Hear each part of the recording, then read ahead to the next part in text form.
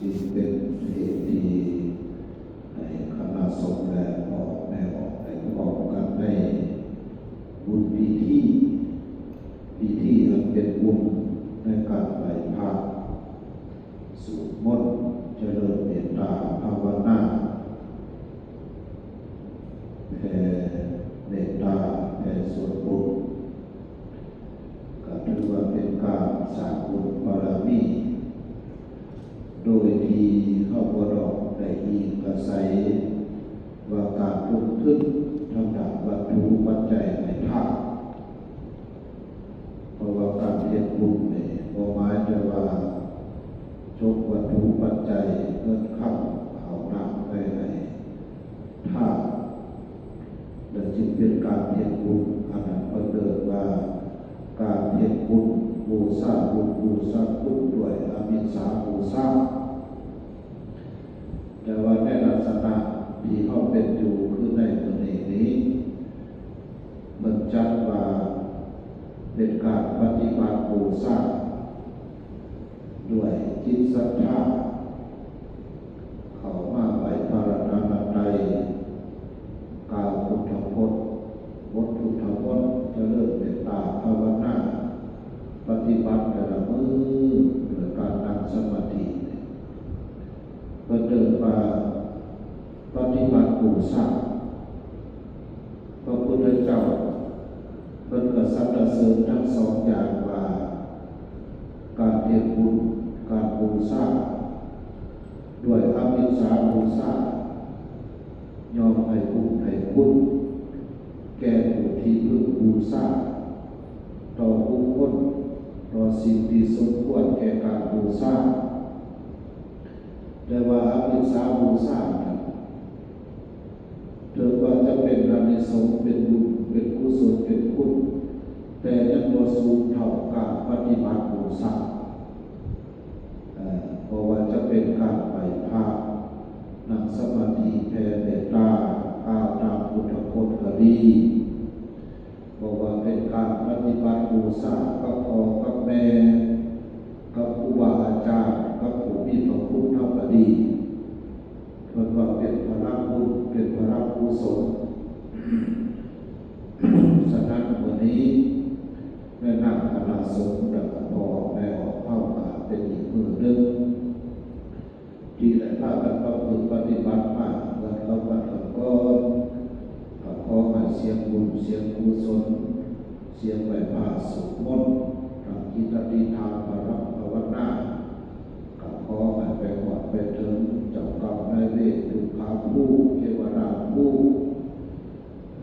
จงได้รับส่วนบุญส่วนกุศลเหล่านี้แล้วก็ได้ยินหมายสิ่งที่เป็นมงคลให้แก่พวกเราทำทั้งหลายเพื่อที่จะได้เป็นผู้อยู่ดีไปดีกินดีนอนดีฝันดีด้วยเหตุแห่งความดีที่เราได้พบกับผู้ปฏิบัติในวันนี้ก็คือวันก่อนจงเป็นพระบุญให้ทุกผู้ทุกคนทุกทางด้วยเถิดสนับต่อไปนิมนต์คณะสงฆ์ใดพ่อแก่พ่อแม่พ่อที่ใดมาถวายปัจจัยสีอาหารบิณฑบาตข้าวหน้าโภชนาอาหารจังหันเพศนาปนาและแก่คณะสงฆ์ทั้งหมดนี้บุมาด้วยตนเองก็ดีฝากมากก็ดี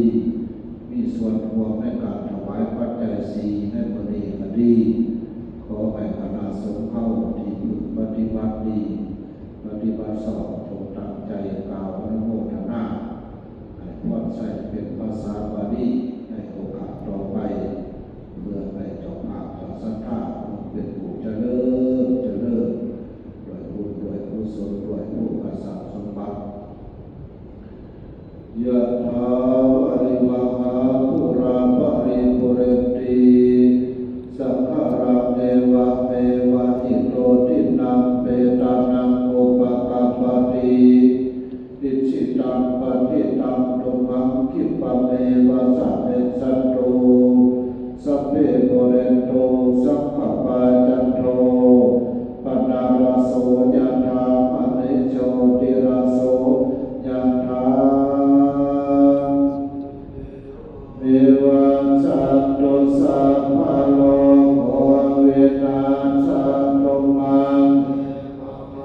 วัฏฏรายโย